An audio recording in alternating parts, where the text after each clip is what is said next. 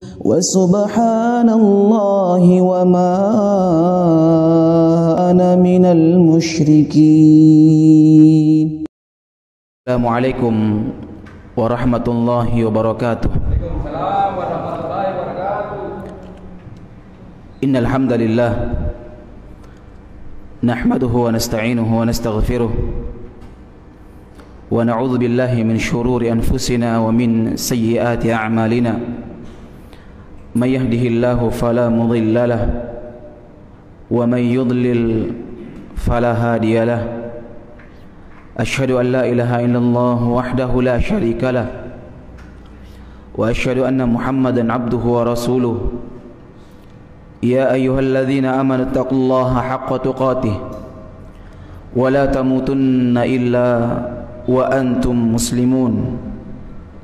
يا أيها الناس اتقوا ربكم الذي خلقكم من نفس واحدة وخلق منها زوجها وبث منهما رجالا كثيرا ونساء واتقوا الله الذي تساءلون به والأرحام إن الله كان عليكم رقيبا.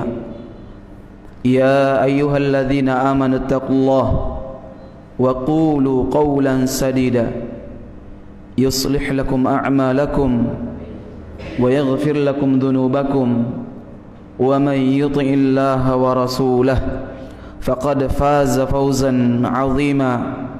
أما بعد فإن أصدق الحديث كتاب الله وخير الهدي هدي محمد صلى الله عليه وسلم وشر الأمور محدثاتها فإن كل محدثة بدعة وكل بدعة ضلالة وكل ضلالة في النار. أعاذني الله وإياكم من النار. Kaum muslimin, jemaah yang dimuliakan oleh Allah Subhanahu wa taala.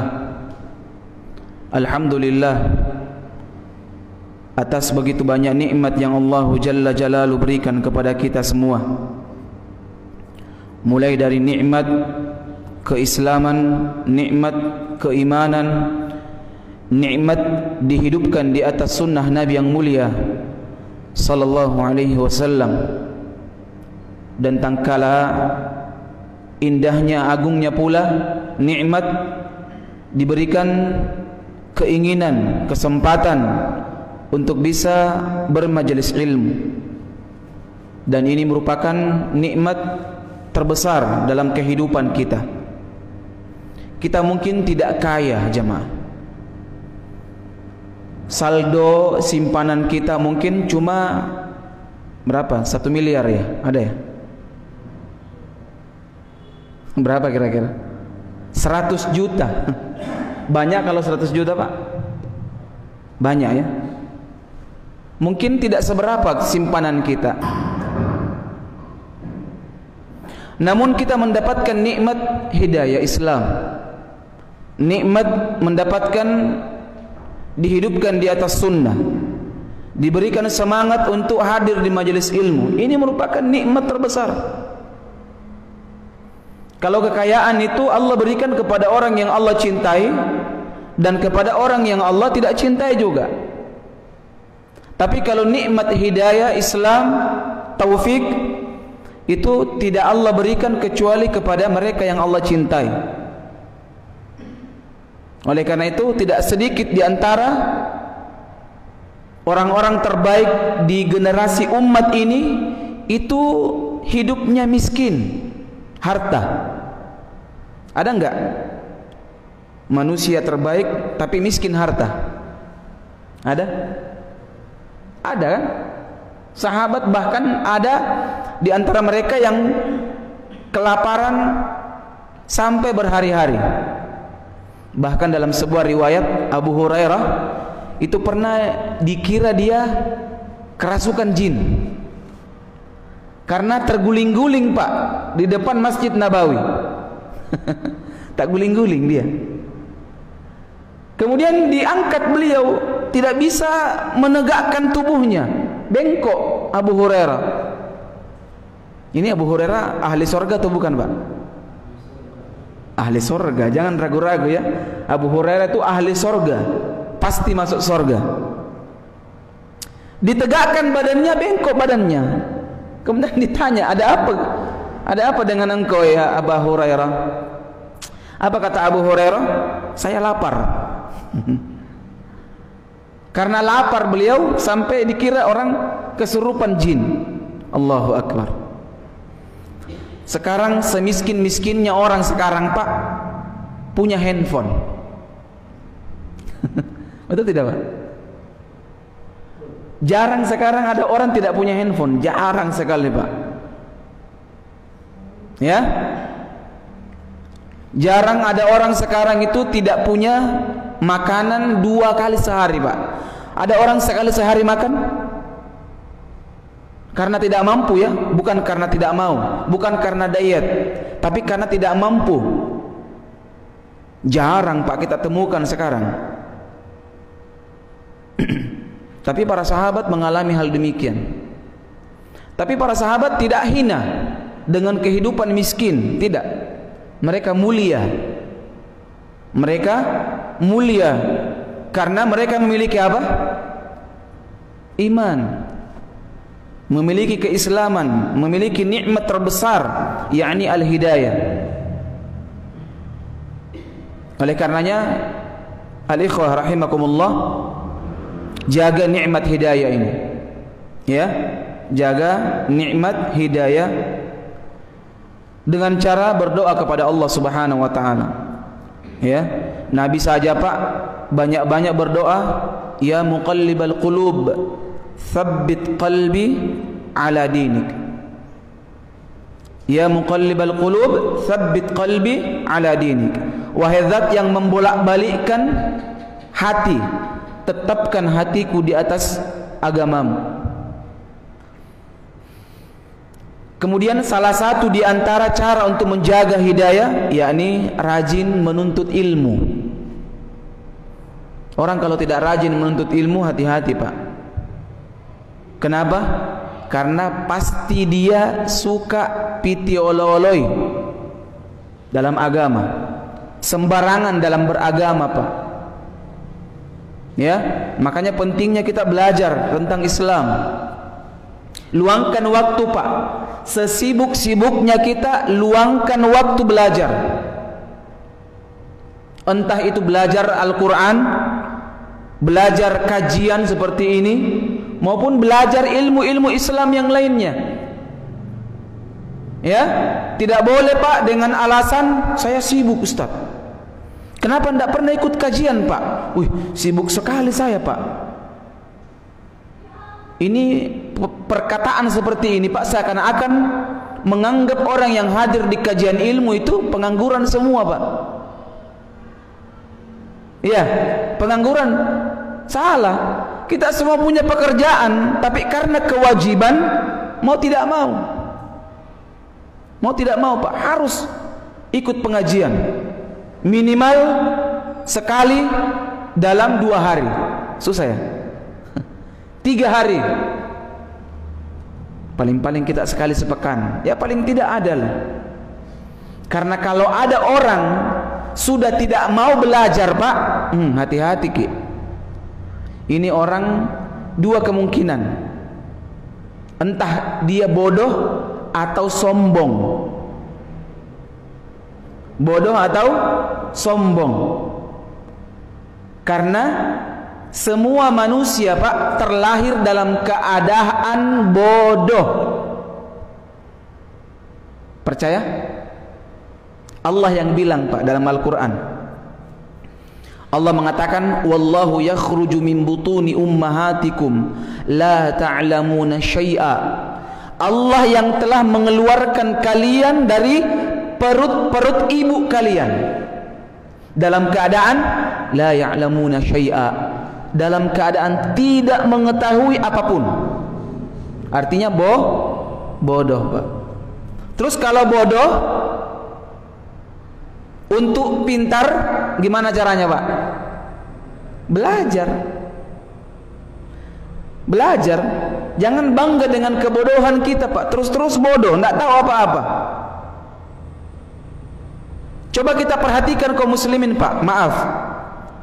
Yang umum-umum saja, Pak. Salat. Masih banyak kaum muslimin yang tata cara salatnya itu cuma lihat-lihat orang. Oh, okay. Padahal Nabi bilang apa? Sallu kama ra'aitumuni usalli. Salatlah kalian sebagaimana engkau melihatku salat. Bagaimana mungkin kita lihat Nabi salat, Pak? Nabi sudah meninggal, Pak. Berarti para ulama mengatakan makna perkataan Nabi ini, Pak, Nabi suruh belajar. Mulai dari angkat tangan itu semua ada tuntunannya, Pak. Tidak boleh orang seenaknya angkat tangan. Ya enggak? Kalau tidak salah begitupun dalam urusan dunia, Pak. Hormat ada enggak tangan kiri? Bisa. Hormat. Gerak. Tangan kiri dia. Bisa, Pak? Bisa tidak? Hah? Saya bilang, saya kidal. Tidak bisa kanan saya, kidal saya, Pak. Diterima enggak? Tidak bisa. Coba lihat perkara dunia saja, Pak, ada aturannya. Betul tidak? Jalan raya, naik motor, Pak. Saya mau di sebelah kanan. Bisa enggak? Enggak bisa, melanggar. Harus sebelah kiri. Ada aturan semua, Pak. Kapan kita lewat sebelah kanan jalur arus, lawan arus itu namanya, ditangkap. Terus kalau ditangkap ditanya, kenapa melanggar? Saya bilang, terserah saya, mauku. Diterima nggak alasannya, Pak? Nggak diterima. Ini urusan dunia, Pak. Urusan dunia saja kalau orang bodoh itu pantang petaka, Pak. Pantang petaka dia, ditilang terus. Ditilang terus, ya, sedikit-sedikit ditilang. Kenapa? Karena tidak paham dia. Lihat bagaimana kalau perkara agama, Pak, yang berbicara tentang selamatnya tidaknya kita di hari kiamat kelak.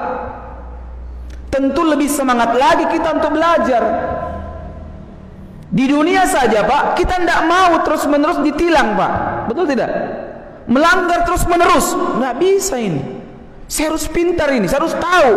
Lampu merah ini berhenti, lampu hijau jalan, kuning warning ini, hati-hati ini. Sudah mau lampu merah ini. Itu kita belajar semua itu, Pak. Ini ada P kali, silang, apa? Garis ya. Itu dilarang parkir, betul nggak? Ada S silang dilarang stop. Itu kan belajar itu, Pak. Kapan kita stop di situ sudah ditilang. Polisi tidak mau tahu, kecuali orang buta mungkin, Pak, bawa motor. Selama dia bisa melihat, tidak mau tahu polisi. Kau pintar atau bodoh, pokoknya kau berhenti di sini, tilang. Tidak mau diberikan uzur. Bagaimana dalam Islam? Kaum muslimin seenaknya beragama, Pak, ikut-ikutan. Lebih parahnya lagi kalau ditanya, sopta lagi.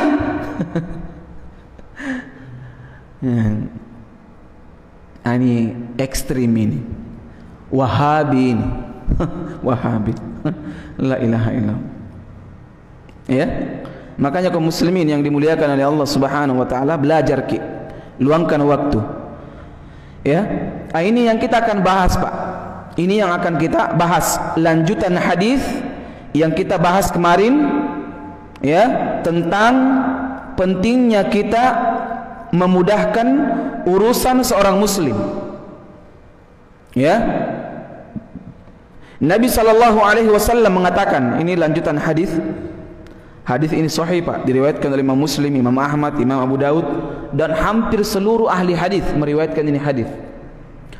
Nabi katakan sallallahu alaihi wasallam, wallahu fi auni al-'abdi ma kana al-'abdu fi auni akhi. Senantiasa Allah Subhanahu wa taala akan menolong hamba selama hamba itu mau menolong saudaranya. Jadi kalau kita mudahkan urusannya orang, Pak, dengan niat karena Allah, maka Allah juga akan mudahkan urusan kita. Nah, kemudian Nabi mengatakan, "Waman salaka tariqan yaltamisu fihi ilma, sahhalallahu lahu bihi tariqan ilal jannah."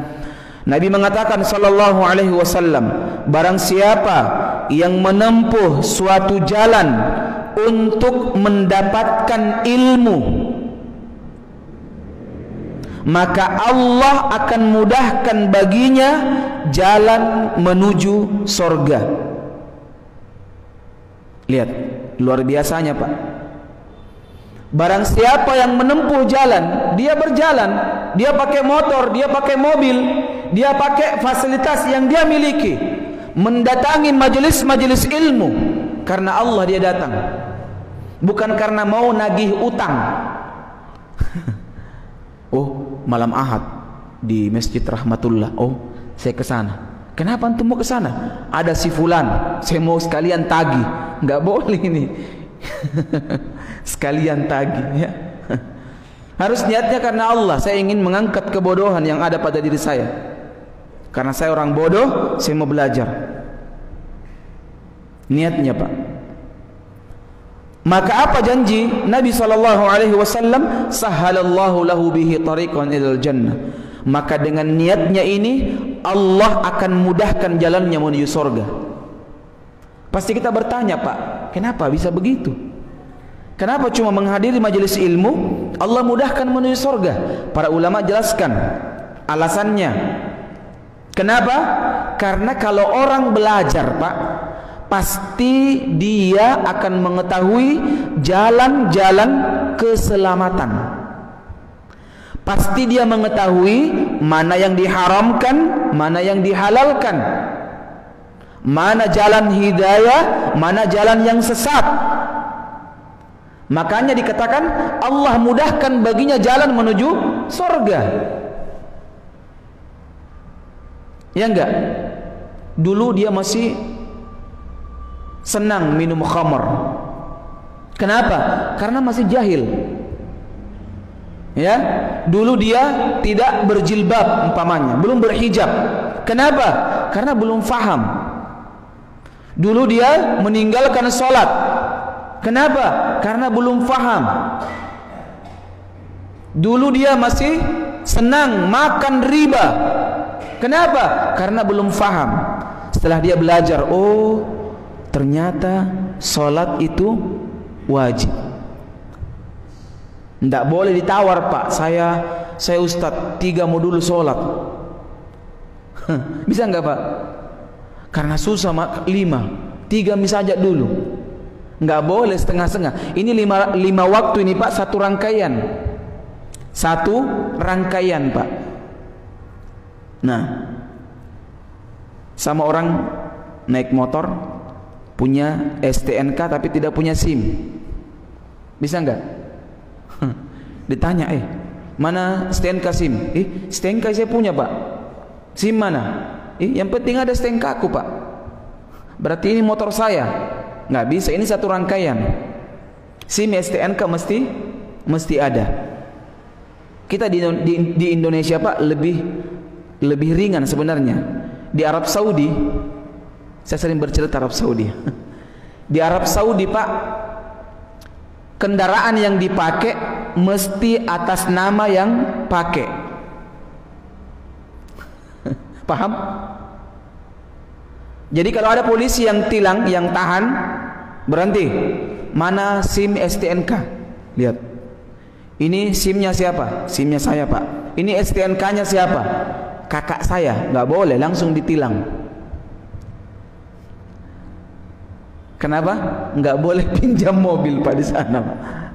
Nggak boleh pinjam kendaraan. Yang punya mobil dia yang bawa. Sahih? Di sini alhamdulillah Bapak Presiden kita masih memudahkan kita, Pak. Karena paham orang Indonesia itu miskin-miskin, tapi kaya kalau belanja. Indonesia itu Pak kaya itu Pak kalau belanja, miskin harta tapi kalau belanja paling kaya. Apa buktinya? Buktinya di Arab Saudi Pak. Kalau belanja Indonesia yang paling luar biasa. Berangkat umroh atau haji kopernya 2 Pak, pulang 4 kopernya. Masya Allah. Tambah ibadah, tambah juga belanjaan. Alhamdulillah. Ya, di sana nggak bisa pinjam-pinjam mobil, itu nggak ada pinjam-pinjam mobil Pak. Siapa yang punya mobil, dia yang bawa mobil, dia yang punya STNK, dia yang punya SIM.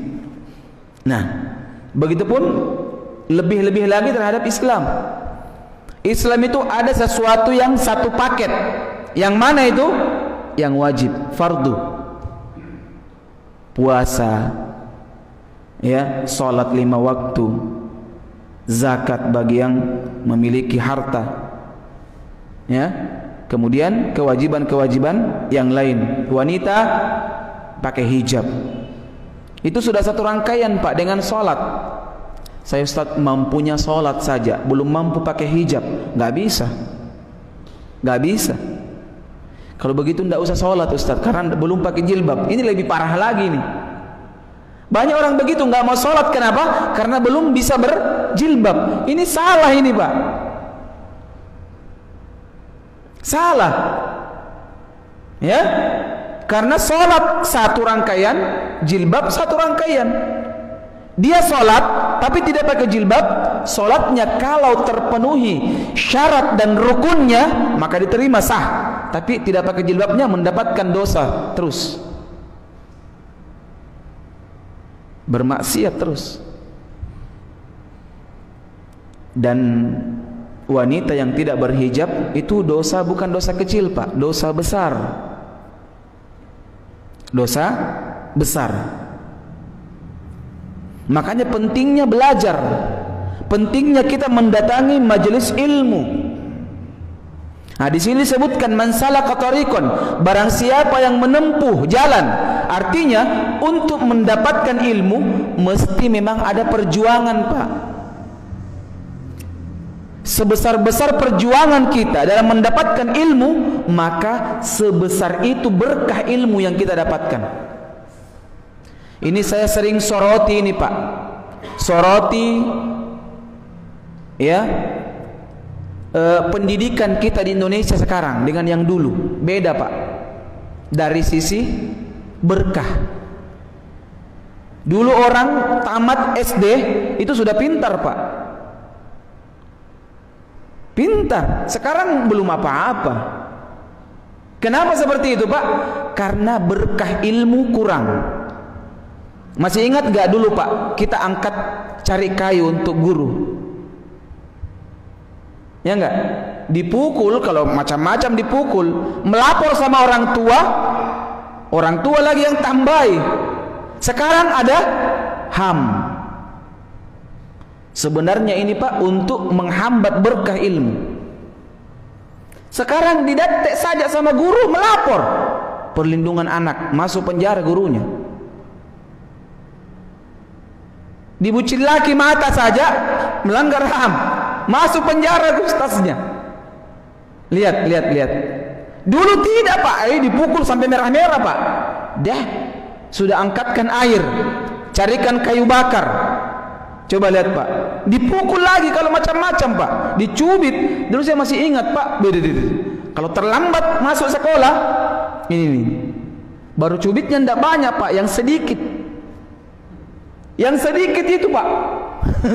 2 dia, guru saya masih ingat, guru saya waktu masih SD itu kasih 2 pilihan, mau yang di sini Pak atau yang di sini katanya. Saya paling sering itu yang di sini Pak. Saya tidak sanggup ini yang ini dicari, cambanta yang ditarik naik begini Pak. Lihat. Itu kalau pulang melapor sama orang tua, ditambah sama orang tua Pak. Sekarang tidak, datang ke sekolah bawa parang bapaknya. Kemana sumpahnya guruannya kurang ajar anjo. Lihat. Ini mengajarkan anak untuk kurang ajar sama ustadznya, gurunya. Dan ini yang menyebabkan kurang berkah ilmu. Makanya orang-orang dulu itu berhasil Pak, mereka. Memang tamatan-tamatan SD, SMP, SMA, tapi berkualitas. Ketimbang sekarang Pak, pendidikan tinggi tapi akhlak dan adab yang kurang. Akhlak dan adab yang kurang Pak. Makanya guru-guru dahulu tuh Pak, boy, kalau kita ketemu di jalan, Masya Allah sekali, pahlawan. Pahlawan. Sekarang guru dilihat, deh selina, lihat. Dulu guru kalau lewat depan kita, Masya Allah kita Pak, sopan kita, nggak berani. Ya Pak. Iya, gimana? Dari mana Pak? Dari mana Pak? Coba kita ingat-ingat masa lalu Pak. Umur-umur yang 30 ke atas ini, hampir 40 umurnya, ini akan teringat ini masa lalu Pak, waktu belajar. Apalagi kalau belajar mengaji, jalan kaki Pak, wih, lama jalan kaki, sambil dicarikan kayu, isikan air. Depan rumahnya Ustadz dulu kan ada gentong Pak, rumah kayu rumahnya, ada gentong depannya, diangkatkan air Pak, dipukul pakai belabas dulu, ini dijepitin tangan ini. Masih ingat Pak? Rotan itu yang dimasukkan di antara tangan ini, baru dipincit ini Pak, di sakinah. Melanggar HAM, perlindungan anak? Enggak. Disitulah kenikmatan mendapatkan ilmu Pak. Makanya orang-orang dulu berhasil bukan cuma dari sisi ilmu, tapi keberkahan ilmu yang mereka dapatkan. Barakaki, akmatumatui, ilmu yang dia dapatkan, orang Makassar bilang akmatumatui, ya, bermanfaat apa yang dia tuntut. Kenapa? Karena dia dapatkan dengan susah payah. Beda sekarang anak-anak, apalagi sekarang sistem online, lebih lagi Pak. Kalasinya banyak, Masya Allah. Ya, sekarang kan begitu, foto pakai seragam, gampang, foto pakai seragam, cek sudah, pulang, main terus. Ya, naudzubillahi min dzalik. Lihat Pak, Nabi sebutkan man salaka tariqan yaltamisu fihi ilma, barang siapa yang menempuh jalan untuk mendapatkan ilmu. Lihat, makanya ilmu itu Pak dengan cara apa? Dengan cara keluar, belajar ke negeri-negeri ilmu, mendatangi kota Madinah umpamanya, kota Mekah, kota Yaman, Mesir, ya, dan tempat-tempat ilmu yang lainnya. Pergi belajar menuntut ilmu di sana. Dan orang tua jangan pelit, jangkik pelit Pak, jangkik nyerek. Kalau ada anak tak berpotensi bisa menghafal Al-Quran, biayai, habiskan uang ini Pak. Allah kasih berkah itu rezeki kita. Ada pernah orang menghadap Nabi Pak, saudara dia sudah meninggal bapaknya. Dua orang ini, satu pedagang, satu penuntut ilmu. Ini pedagang melapor sama Nabi, ya Rasul, saya ini tidak sempat untuk seperti adik saya, terus saya biayai adik saya ini terus menerus. Apa pendapat engkau wahai Rasulullah? Apa kata Nabi? La'allaka turzaku bih. Kelancaran usaha, rezeki yang engkau dapatkan itu karena engkau membiayai adikmu.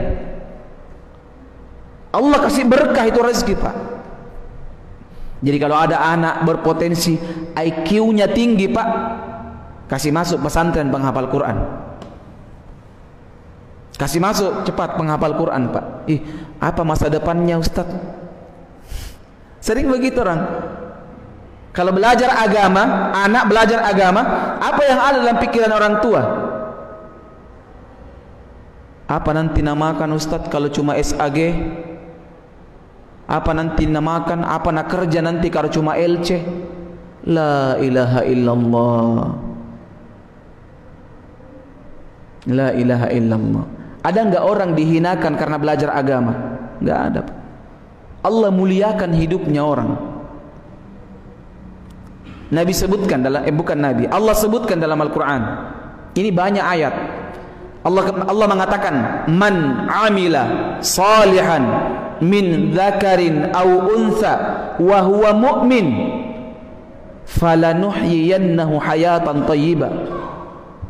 Janjinya Allah, barang siapa yang beramal soleh, baik dia perempuan maupun laki-laki, dalam keadaan dia beriman, maka Allah akan memberikan kehidupan yang baik kepadanya. Siapa yang berikan, Pak? Allah akan berikan kehidupan yang baik. Jangan khawatir, Pak. Jangan khawatir. Kita belajar agama, mendalami agama, rihlah untuk belajar, pergi ke tempat-tempat ilmu, mencari ilmu. Jangan khawatir, Allah akan berikan, Allah tanggung hidupnya. Ada enggak orang nganggur, Pak, para penghafal Quran, orang yang ahli hadis, ahli agama? Enggak ada yang menganggur. Jangankan ahli agama, tidak ahli agama saja terkenal, Pak, kalau nempel dengan agama, atas nama agama. Sekarang kan banyak gitu, Pak. Ya, ustadznya abal-abal terkenal. Kenapa? Lucu ceramahnya. Saya mau undang itu ustadz. Kenapa? Lucu. La ilaha illallah. Agama itu bukan lucu-lucuan, Pak. Agama itu diajarkan Al-Quran, ajarkan hadis. Keluar dari lisannya Al-Quran, hadis. Al-Quran, hadis. Bukan dongeng yang cerita, Pak. Makanya ini orang tua penting orang tua. Biayai anaknya baik-baik, Pak. Masukkan di pesantren penghafal Quran. Khususkan kalau perlu, ya, belajar Islam. Kalau perlu cari, Allah akan mudahkan jalannya itu. Anak, kau fokus saya belajar agama. Ini sudah tamat SMA, saya akan daftar engkau di Madinah umpamanya. Saya akan daftar engkau di fakultas ini, fakultas itu. Cari channel. Cukup di kita ini, Pak, yang jahil agama. Kita cuma hafal juz 30 saja, ya enggak? Dah hafal juz 30, Pak? Itu lagi dah susah. Juz apa kita hafal, Pak? Juz Al-Pukat. Cukup kita ini, Pak, yang buta dengan agama. Jangan biarkan generasi kita ini mau mati, Pak. Kita mau mati nih. Semua kita ini akan mati. Dan kalau sudah mati, Pak, ya, anak yang kita bina ini, Pak, menghafal Quran, dia belajar agama, setiap satu huruf yang dia baca transfer pahala buat orang tuanya. Orang tuanya duduk-duduk di bawah kubur, datang pahala mengalir. Anak menjadi imam sholat umpamanya. Setiap lantunan Al-Quran yang dia baca, pahala buat bapaknya. Dia baca Alhamdulillahi Rabbil Alamin, dicatat pahala bagi orang tuanya. Padahal orang tuanya sudah meninggal, Pak, sudah membusuk di bawah kubur, tapi mengalir terus, transfer pahala terus, siang malam. Kenapa? Karena dia biayai anaknya untuk belajar agama. Belajar agama. Anaknya mengajarkan agama, ya. Anaknya punya murid 4, jadi 5 sumber pahala orang tuanya. Bagaimana kalau anaknya mengajar 100 orang, Pak? 100 orang ini pintar Al-Quran, 101 sumber pahala orang tuanya. Lihat, luar biasa. Nabi SAW katakan, man sanna sunnatan hasanatan falahu ajru mithlu ajri fa'ilihi. Barang siapa yang karena usahanya dia mendapatkan, orang mendapatkan hidayah, orang mengamalkan sesuatu dari Islam, maka pahala dia akan sama dengan orang yang mengamalkan, tanpa mengurangi pahala orang yang mengamalkan. Enaknya, Pak, enaknya luar biasa. Makanya kaum muslimin, mumpung kita masih kuat, bisa cari uang, biayai anak kita, biayai orang anak kita, cucu kita umpamanya untuk mempelajari agama Allah Subhanahu wa taala. Karena memang ilmu Pak didapatkan dengan cara didatangi, dipelajari. Jam berapa Isya? Dan apa? 37.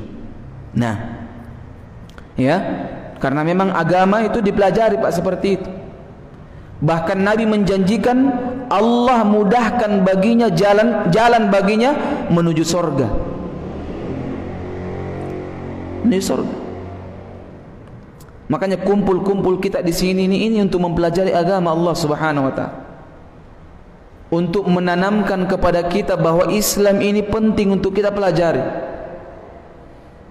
Untuk saling mengingatkan bahwa agama Islam itu bisa kita fahami kalau kita pelajari. Dan mustahil agama ini bisa kita pahami Pak kalau tidak belajar. Kalau tidak belajar. Dan ini tahapan awal dalam berislam, yakni belajar. Jangan langsung mau berdakwah. Ini banyak dakwah, baru belajar pesantren kilat langsung mau dakwah, langsung mau mengajar agama. Hati-hati Pak. Saya pernah dapat pengalaman Pak. Ini pengalaman di atas kapal waktu itu. Tahun 2000 lama nih. Mungkin 10 tahun yang lalu. Ya, sekitar 13 tahun yang lalu.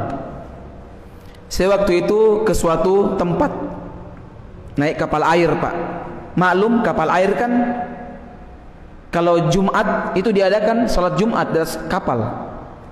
Dan caranya itu cari dai, tidak mengundang, enggak dipanggil dai dari luar, tidak, diumumkan ketika salat subuh Jumat. Siapa di antara para jamaah yang bisa khutbah harap mendaftarkan dirinya. Waktu itu saya mau mendaftarkan diri Pak untuk khutbah. Pas saya mau daftar, ada orang berpakaian lebih lengkap dari saya Pak. Tasbihnya itu panjangnya sampai ke lantai Pak. Panjang sekali. Pakai sorban, pakai ada lagi sininya apa namanya itu? Serbet itu. Yang hijau itu. Pokoknya lebih ganas penampilannya. Jenggotnya jangan bilang Pak. Ini jenggot saya mungkin 50 kali lipat jenggot dia. Masya Allah. Saya duluan daftar. Tapi yang diterima dia yang diterima. Dia kira saya anak-anak kapangan nih. Anak-anak ya. Saya waktu itu berpakaian ya biasa-biasa saja, pakai celana, pakai sarung, pakai baju koko. Terus saya ditanya, "Maaf Pak, sudah ada yang daftar." Padahal kulihat di situ tidak ada namanya. Saya bilang tidak ada masalah Pak. Akhirnya singkat cerita masuk khutbah. Pas khutbah, Masya Allah, kapal tenang tapi mimbar bergoyang Pak. Mimbar bergoyang. Apa dia bilang? Allah bersabda, Nabi berfirman. Allah bersabda, Nabi berfirman. Itu dia ulang-ulang terus Pak. Allah bersabda. Masya Allah. Ini mimbar goyang ini Pak. Gemetar dia. Tambah grogi lagi dia Pak karena jamaah berteriak. Turun. Ini juga jamaah. Masya Allah. Barbar banget ya, Masya Allah. Turun. Sudah. Akhirnya tidak ada khutbah kedua Pak. Khutbah baru berjalan sekitar 5 menit. Disuruh turun sama jamaah. Akhirnya apa yang terjadi? Turun jamaah. Turun dari mimbar, mau pimpin salat, ditarik sama jamaah ke belakang. La ilaha illallah. Bukan saya yang alami Pak, saya yang malu Pak. La ilaha illallah. Masya Allah. Ini orang kalau modal semangat Pak, mungkin dia pikirnya 10 orang yang hadir. Antum jangan kira kalau sholat Jumat di kapal Pak, penuh ini Pak masjid, baku dorong-dorong orang. Kalau Jumat di kapal itu Pak, tidak sama di pesawat ya. cuma pemirsanya 40 orang, 60 orang. Ini sampai ratusan orang Pak yang hadir. Mungkin dia lihat, wih, banyak orang ya. Masya Allah. Akhirnya disuruh turun, selesai sholat Jumat, dikepung dia Pak. Dikepung sama jamaah. Ya, saya lari. Masya Allah.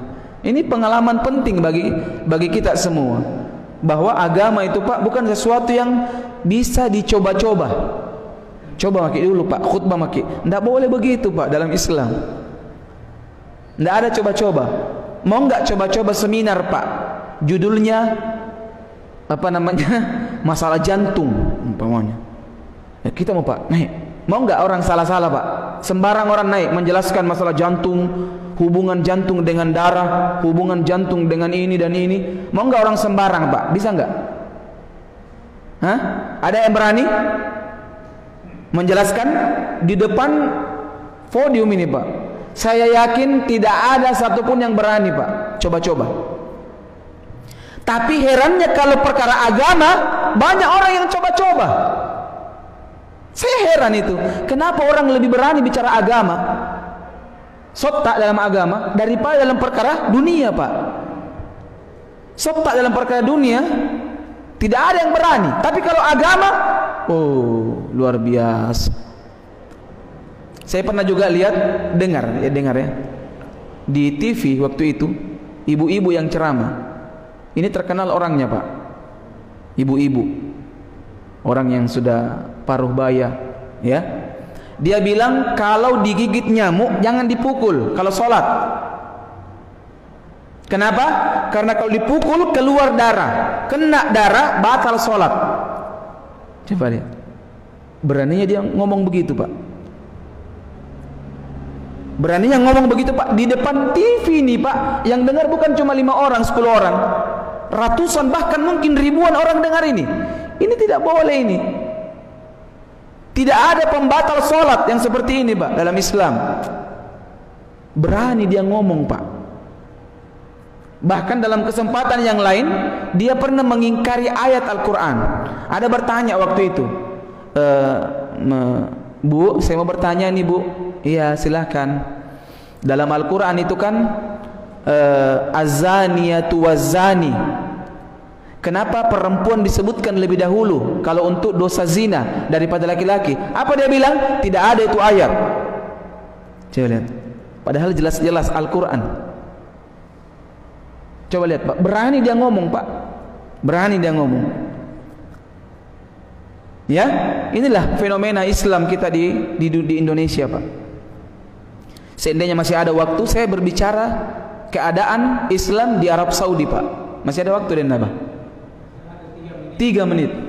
Di Saudi Pak, di Arab Saudi, masjid yang tidak dipakai Jumat itu ditentukan siapa khotib, siapa imam 5 waktu. Tidak boleh sembarang naik Pak. Ini masjid tidak dipakai Jumat Pak. Masjid kalau kita di Jawa namanya Masjid Langgar. Masjid yang kalau kita mungkin Allahu Akbar, Allahu Akbar. Siapa pakai soko haji dia? Fadal Pak, fadal. Silahkan sembarang. Di sana tidak ada boleh sembarang-sembarang Pak. Tidak boleh, ditangkap. Khatib itu mesti lulus, paling tipis pendidikannya S3 Pak. Kemudian yang uji itu imam-imam masjid, Masjidil Haram, Masjid Nabawi. Lulus semua. Ya? Ini. Kalau kita di Indonesia sembarang pokoknya. Siapa yang mau ceramah naik? Siapa yang mau jadi imam naik? Tidak boleh begitu. Lihat. Ya, ini bukti bahwa kualitas beragama kita di Indonesia masih kurang Pak. Semangat kita, cinta, girah kita, kecemburuan positif yang ada pada tubuh kaum muslimin terhadap Islam itu masih kurang. Masih kurang. Makanya sering-sering saya ajarkan Pak. Sering-sering saya ajarkan, kalau ada orang ceramah khutbah Jumat, ceramah tarwih umpamanya, ada lain-lain kita dengar. Kalau turun tanya apa dalilnya, itu Ustaz. Di tempat-tempat saya kajian saya kasih begitu Pak, saya ajari kritis jamaahnya.